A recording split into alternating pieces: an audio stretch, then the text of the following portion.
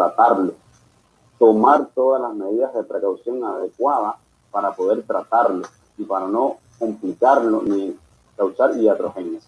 Aquí le pongo, a manera de que tengan el conocimiento, los medicamentos que usualmente se emplean. En la literatura hay más, y mientras han ido saliendo los medicamentos y las nuevas guías, hay nuevos medicamentos. Pero acá está la miodarona, 5 miligramos por kilo cada 30 minutos, tiene una dosis máxima, por eso usted puede buscar, ¿ya? Como estudio independiente, la lidocaína, la procainamida, la profenona, que son medicamentos que se utilizan en pacientes con taquicardia ventricular. Importante saber que hay pacientes que aún teniendo taquicardias ventriculares, hay algunos de estos medicamentos que no se pueden usar. ¿Por qué? Por lo que habíamos hablado al principio, por los antecedentes patológicos del paciente, que tienen una cardiopatía isquémica, una cardiopatía estructural, o tienen una anomalía congénita, o tienen algunas de las cosas que impiden que usted pueda usar estos medicamentos. Por lo tanto, es importante saber la historia clínica de este paciente. En las taquicardias supraventriculares, en las vías accesorias, se utiliza con mayor frecuencia. Ahorita que se utiliza la propafenona también, la asmalina y la flecainida. Pero importante, y yo cuando trabajé de enfermero, yo me aprendía lo que había que ponerle al paciente. Pero lo que yo sí tenía que saberme de memoria era lo que no se le podía poner a un paciente. Y por eso lo pongo acá en negro con letras amarillas. Medicamentos contraindicados en los pacientes con taquicardia con QRS ancho. Imposible, no se puede poner beta bloqueadores, no se pueden poner anticálcicos, no se pueden poner digitálicos en pacientes con taquicardia con QRS ancho, porque empeora el pronóstico y puede desencadenar taquicardias malignas, peores que la que tiene. Si tiene una taquicardia ventricular, puede llevarlo a una fibrilación ventricular, puede llevarlo a una tensión de punta, puede llevarlo a que haga una parada cardiorrespiratoria y que en ascensor lo puede hacer. ¿Ya? Entonces es importante saber qué medicamentos no utilizar. ¿Está bien? Aunque todos sabemos que como enfermero uno tiene que saber, y los exhorto a que busquen, como estudio independiente, cuáles son las vías de administración de cada uno de estos medicamentos. Cuáles son las precauciones que uno tiene que tener con cada uno de los medicamentos. Uno como enfermero tiene que saber las precauciones que va a tener y tiene que saber cuáles son las reacciones adversas más frecuentes en estos medicamentos, en lo que usted va a utilizar, en lo que sí está indicado. Y las dosis también tiene que saberlo, porque uno con mucha ética puede decirle al doctor, yo creo que esa es la dosis adecuada, usted cree y a veces por la velocidad uno puede cometer una imprudencia, y sin embargo si el enfermero está bien preparado y tiene todo el conocimiento, puede salvarle la vida a ese paciente. Entonces es importante saber las precauciones, las contraindicaciones, las reacciones adversas de estos medicamentos, que es lo que se van a usar en los pacientes como tratamiento específico en las taquicardias con QRS ancho. Y le puse de inicio la miodarona. No es porque en el mundo sea la que más se usa hoy día, no es la que más se usa, no es la de primera elección, perdón, sí es la que más se usa, pero no es la de primera elección en el mundo, porque ya está la dronadrona, está bien, la medronadrona, pero la miodarona es menos costosa y sí tiene beneficios y sí salva vidas para el paciente. Por eso se la puse. ¿Y cómo es que se pone la miodarona? Generalmente, o como está indicado, es que se ponga un abordaje venoso central y que se ponga con destroza. Y hoy día vemos, desgraciadamente, en ocasiones que lo ponemos en una vena periférica y la ponemos con clorosodio, y eso está mal y pone en riesgo que el paciente no evolucione favorablemente. Bueno, terminamos con las taquicardias con QRS ancho y vamos a las taquicardias con QRS estrecho.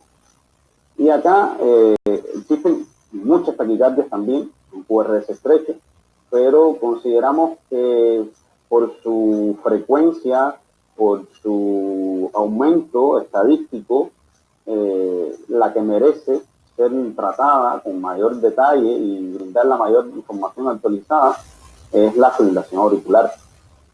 Pero antes de entrar a la fibrilación auricular, es importante saber que lo primero que debemos hacer es, cuando estamos frente a una taquicardia con QR estrecho, que es esa taquicardia auricular, esa taquicardia con QR estrecho menor de 120 milisegundos, con una frecuencia cardíaca igual superior a 100 latidos por minuto, es que usted tiene que diferenciar que no estés al frente de una taquicardia ni supraventricular ni ventricular.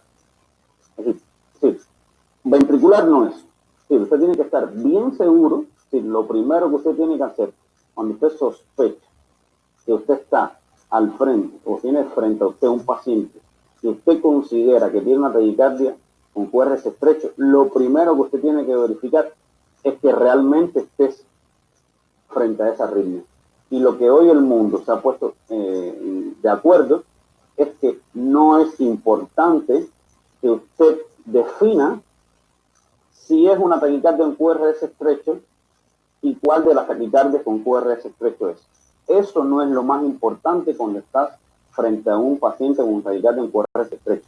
Lo más importante es que usted esté seguro que no es de QRS ancho. ¿Se entiende? Lo más importante para el tratamiento de un paciente con QRS, en una arritmia, un QRS estrecho, es que usted esté seguro que no es de QRS ancho.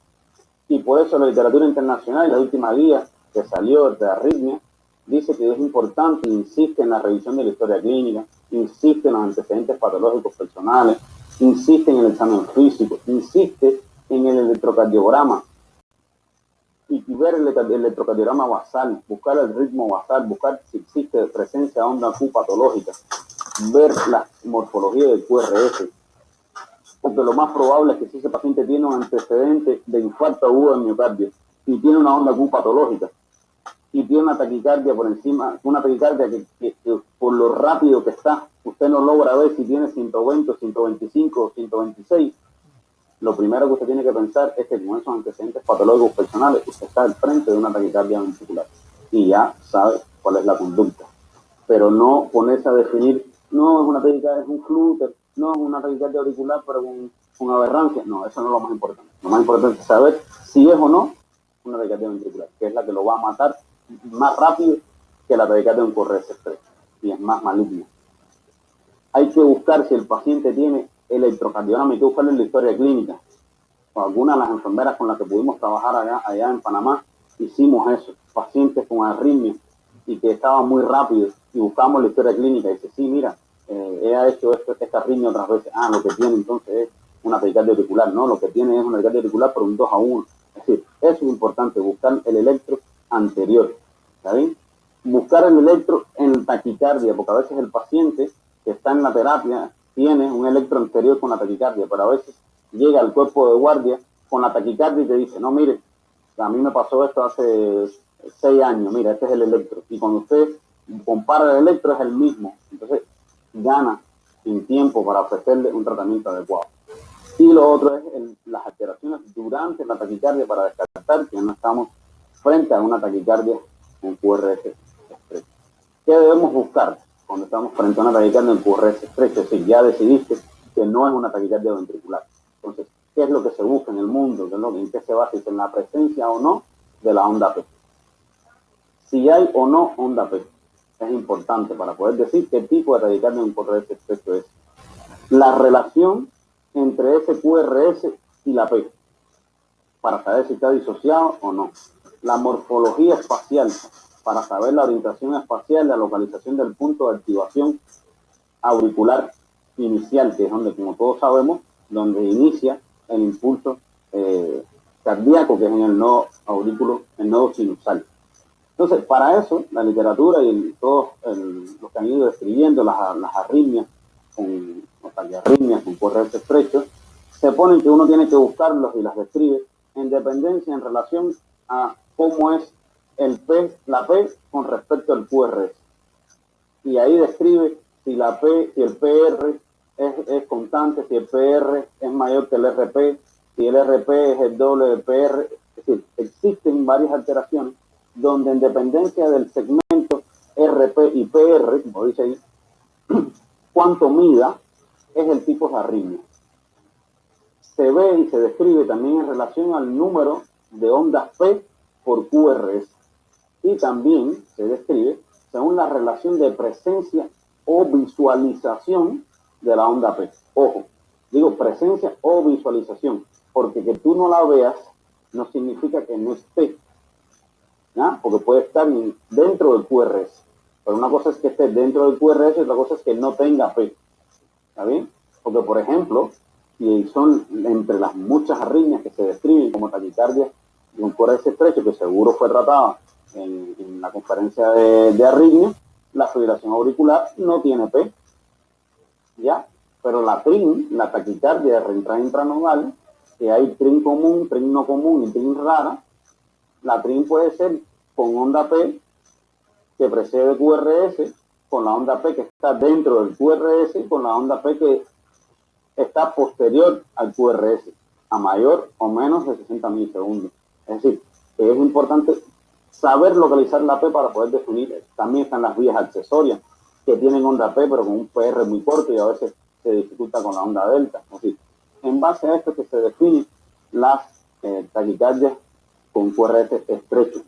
Y igual, partimos del momento que para tratar a esta taquicardia en QRS estrecho hay que partir del compromiso hemodinámico, donde si existe un compromiso hemodinámico, hay que evaluar ese compromiso, si es un paciente que lo que le está bajando la presión solamente, o un paciente que lo único que está haciendo es que está haciendo hipotensión solo, es decir, hay que evaluar de manera integral al paciente, porque a lo mejor lo que puedes es sedarlo y hacerle una cardioversión eléctrica sincronizada, que no es necesario cardiovertirlo, que es lo mismo que hablamos la vez anterior, por lo tanto tienen la taquicardia en QRS antes, lo cual no consideramos que sea necesario volver a especificar lo de la sedación. Y cuando no tiene compromiso hemodinámico, ya baja la posibilidad de hacer otras maniobras, es decir, otras acciones. Y una de las acciones más importantes y que uno debe insistir es en las maniobras vagales, antes, durante y después de la administración de antiarrítmicos, porque a veces la arritmia es tan rápida y usted a veces dice, pero ¿para qué le están dando masaje en el cuello? Mira la velocidad que tiene el corazón de ese pobre cristiano.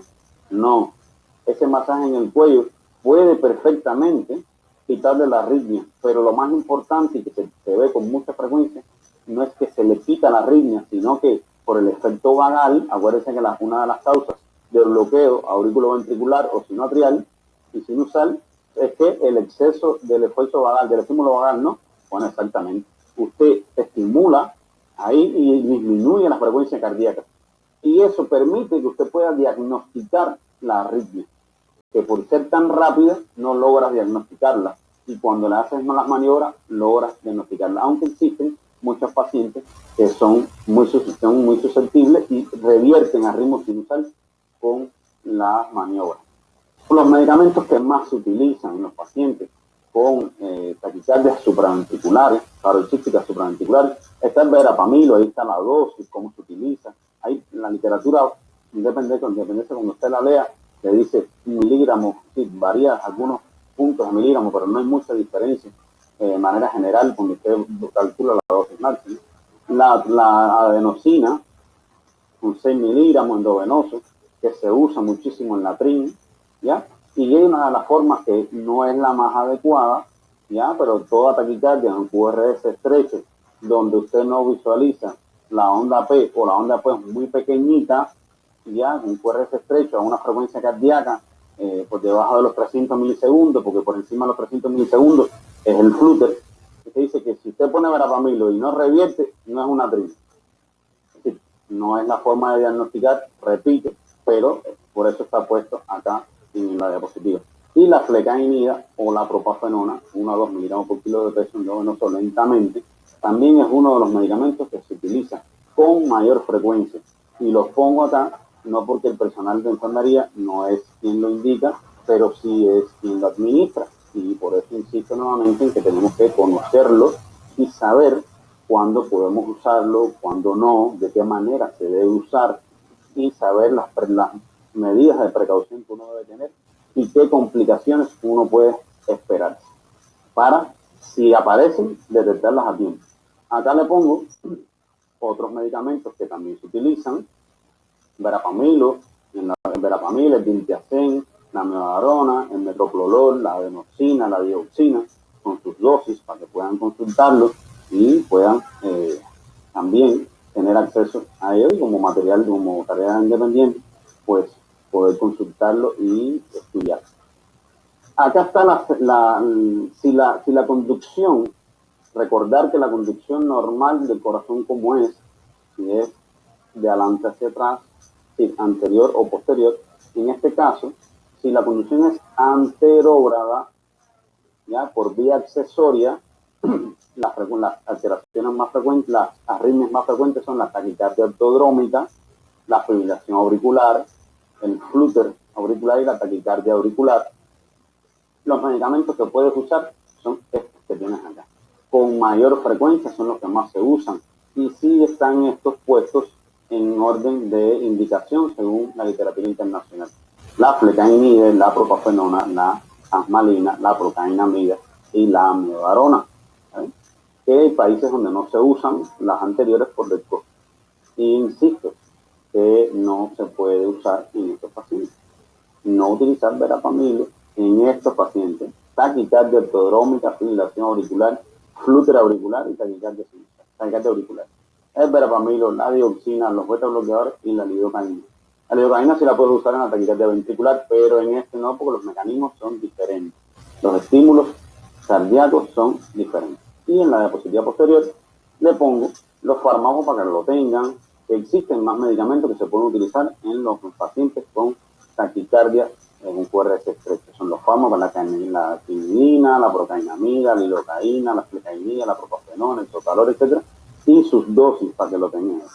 Entonces, teniendo todo lo que hemos visto, el potencial de acción, todos los medicamentos que existen, cómo se polariza y se despolariza el ventrículo, cómo el QRS puede ser estrecho, puede ser ancho, podemos quizás entonces entender esa diapositiva media atormentadora que pusimos al principio, pero ahí se van a dar cuenta cómo, por ejemplo, no debes poner en un paciente que lo que le quieres es frenar el corazón, como lo vimos anteriormente, que lo vimos acá, que vimos que una taquicardia, una fibrilación auricular, una taquicardia antidrómica, un flúter auricular, una taquicardia auricular, no lidocaína, no utilizar. ¿Por qué? ¿Qué hace la lidocaína? ¿Grupo qué? Ahí lo dice. Grupo 1B, ¿qué dice? Acelera la repolarización, acorta el potencial de acción. Es decir, si usted se lo pone, lo va a matar. Porque si el paciente tiene 300 latidos por minuto, usted le pone lidocaína, va a mantener 6.000 de latidos por minuto. Es decir, sin duda alguna, esa es la importancia de saber qué hace cada medicamento, para saber qué no puedo poner. Bueno, aquí entienden entonces, por eso se los puse posteriormente, para que vean qué relación tiene una cosa con la otra y cómo los medicamentos que dicen que son bloqueadores de calcio, potenciadores de sodio, inhibidores de bomba, para que vean cómo, en dependencia del momento en que late el corazón, cómo actúan los medicamentos. Y como dijimos al principio de esta parte de la taquicardia en QRS estrecho, hoy la arritmia que está más azotando el mundo y aún también muy frecuente en esta gran pandemia que es la fibrilación auricular, donde se dice que en el mundo alrededor de 46.3 millones de individuos tuvieron fibrilación auricular en el 2016. Este es un artículo de la Revista Española de Cardiología del 2021, es reciente, sí, estamos en el año, es una estadística mundial donde se habla de que el riesgo de fibrilación auricular a largo plazo en la vida es que 1 de cada 3 individuos va a tener una fibrilación auricular, donde están predominando los pacientes mayores de 65 años. Por eso, pacientes mayores de 65 años, varón, con una taquicardia, un QRS estrecho, con una cardiopatía asociada, uno tiene, lo primero que tiene que pensar es en una fibrilación auricular. Pero si es varón, si tiene más de 65 años de edad, si tiene antecedentes de cardiopatía isquémica y tiene una taquicardia en QRS ancho, lo primero que uno tiene que pensar es en qué, una taquicardia ventricular. Y son las más frecuentes y las de mayor. Dígame. La fibrilación auricular, ¿qué cosa es? Es el ritmo auricular rápido, desordenado, incapaz de generar una contracción auricular. El mecanismo es múltiples fuentes de activación auricular y de reentrada. Hay ausencia de onda P, hay presencia de onda F a 400 y 700 milisegundos. La LRR es irregular. La respuesta ventricular puede ser lo mismo lenta, normal o rápida. Tiene esta clasificación y es importante saber la clasificación y es importante saber su incidencia para saber cómo la vas a tratar, cómo decir qué tratamiento lleva a este paciente. Porque hay un momento, como es el caso de la última clasificación, y es la FA permanente, que no es un tiempo, es una decisión. Es un momento en el que el médico y el paciente se ponen de acuerdo y dicen que no se va a hacer más nada para volver al ritmo sinusal. Es una decisión de ellos dos, porque los grandes investigadores y médicos que más se dedican a esto dicen que uno nace sin arritmia y que debe morir sin arritmia. Pero no todas las fibrilaciones auriculares tienen síntomas, y la revista española de cardiología, en 2021, habla de lo frecuente que es el paciente que no tiene síntomas y que a pesar de eso hacen estudios de monitorización y tienen fibrilación auricular. Y el tratamiento entonces hay que ponérselo según la clínica. Que la fibrilación auricular sigue siendo lo más importante, evaluar el riesgo para usted tratar a un paciente adecuadamente con una fibrilación auricular. Usted tiene que evaluar su riesgo de ¿qué? De ictus, de stroke, ictus isquémico, donde se habla de que para poder evaluarlo tiene que va a hacerle el CHAS-VAS, el CHAS-VAS 2, que es un score de riesgo, un score de evaluación de riesgo de ictus isquémico. Pero también para usted poder evaluarlo, esa evaluación no solamente es para anticoagularlo, sino también para decidir si usted lo cardiovierte o no, recordando y haciendo alusión de que la cardioversión no solamente es eléctrica, sino también es farmacológica, y que tienes que decidir si lo cardioviertes o no. Que la gravedad de los síntomas son importantes y que cada vez sigue siendo más moderada o grave esta fibrilación auricular que discapaciта a los pacientes, y por eso está la escala HERA para los síntomas. Que la carga de la fibrilación auricular sigue siendo autolimitada. Hay médicos que a veces nos fajamos con los pacientes con la fibrilación auricular, y no, hay que darle un tiempo, porque ella puede ser autolimitada. Y ahí está la clave de poder definir cuando tú empiezas con un tratamiento, cuando decides controlar ritmo o cuando decides controlar frecuencia, también en dependencia de las características del paciente. Y como lo dice acá en la última imagen, la gravedad del sustrato, las comorbilidades, los factores de riesgo. Si el paciente tiene una miocardiopatía auricular, si tiene engrosamiento, hay que hacerle a este paciente para poder definir qué vas a hacer con él. Hay que hacerle un eco transtorácico, un eco transesofágico, una resonancia magnética, para disminuirle el riesgo de ¿qué? De ictus isquémico. Por eso se habla de que la cardioversión, acá ellos ponen muchas variables que son importantes ver. Yo mantuve esa misma imagen para que pudieran tener referencia después cuando vean la revista, y ellos ponen acá, y lo ponen muy bien, hemodinámicamente estable y hemodinámicamente inestable. Y lo más importante ahí no solamente es si está estable o no, porque si no está estable, usted tiene que cardiovertirle, ¿ya? Eso no tiene duda ninguna, ¿ok? Pero si está estable, aquí hay dos variables, una en verde y otra en roja, que está en el cuadradito, que te dice si el paciente está con menos de 12 horas o de 2 a 48 horas, o la aparición de la fibrilación auricular es mayor de 48 horas o desconocida. Ahí es donde está la clave. Para usted atender un paciente y brindarle un tratamiento farmacológico para volver a su ritmo sinusal, ya sea por cardioversión farmacológica o por cardioversión eléctrica, el personal de enfermería tiene que saber y conocer si ese paciente compensó con la arritmia hace menos de 12 horas o hace al menos de 48 horas. Porque lo que ocasiona en las aurículas es que se acumula microtrombos, y cuando usted vuelve esa aurícula, ese corazón a su ritmo normal, dispara microtrombos y émbolos hacia el cerebro, y entonces el paciente tiene un ictus isquémico.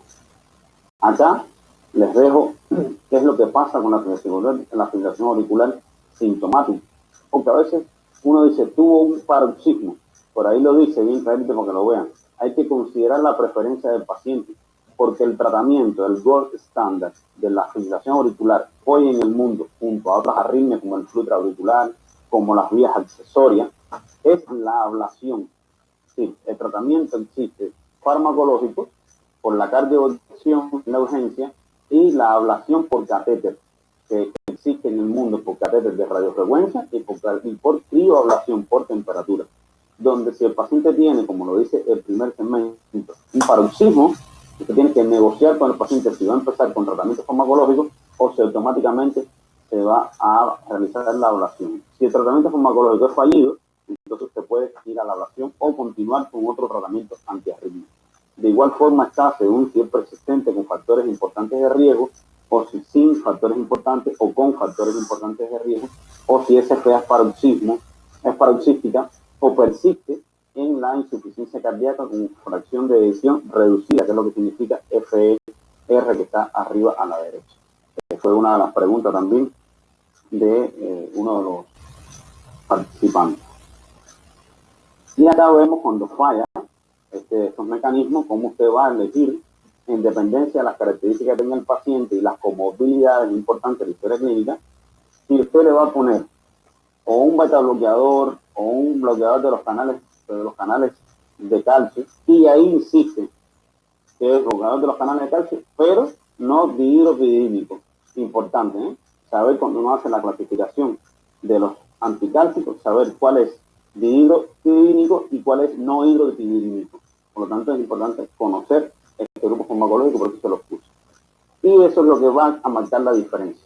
Todo paciente que llega al cuerpo de guardia con una fibrilación auricular, si esa fibrilación auricular es menos de 12 horas, usted tiene hasta un 90% de probabilidad, 90-95%, que el paciente, lo mismo por medicamentos que por cardioversión eléctrica, sea exitoso. Pero en esas mismas condiciones está el paciente, en esas mismas condiciones está el paciente que está en la terapia, acostado, que ayer no tuvo arritmia y hoy amaneció con la arritmia. Ese también se va a beneficiar de esa cardioversión y tratamiento. Acá van a poder ver y consultar, esto es muy actual, para poder ver qué medicamentos se usa y cuál no, y cuál es de primera línea, cuál es de segunda línea, para el beneficio de ese paciente. Y donde siempre lo importante es que estos medicamentos de control de frecuencia cardíaca está dado para lograr que el paciente, cuando el paciente tiene una frecuencia cardíaca por encima de 110 latidos por minuto. Es decir, un paciente que tiene una frecuencia auricular y tiene menos de 100 latidos por minuto, menos de 110, no tienes por qué fajarte a darle medicamentos, ¿ok? Acá van a tener también, en dependencia del tratamiento a largo plazo, que va a ser sin ganancia de información, y donde aquí lo pone según los medicamentos, cuándo elegir medicamentos, cuándo elegir la ablación por catéter, según el tipo de paciente. Dice signos de cardiopatía estructural ausentes o mínimos, con enfermedad estructural, valvulopatía significativa y con insuficiencia cardíaca y febril reducida. Esto se ha modificado en las últimas guías y es importante tenerlo e incorporarlo a nuestro quehacer para poder cumplir con este objetivo del cual hablamos en la conferencia anterior. El objetivo de la ciencia no es abrir una puerta a la sabiduría interminable, sino poder poner fin al error interminable. Muchas gracias y le agradezco haberme dado la oportunidad de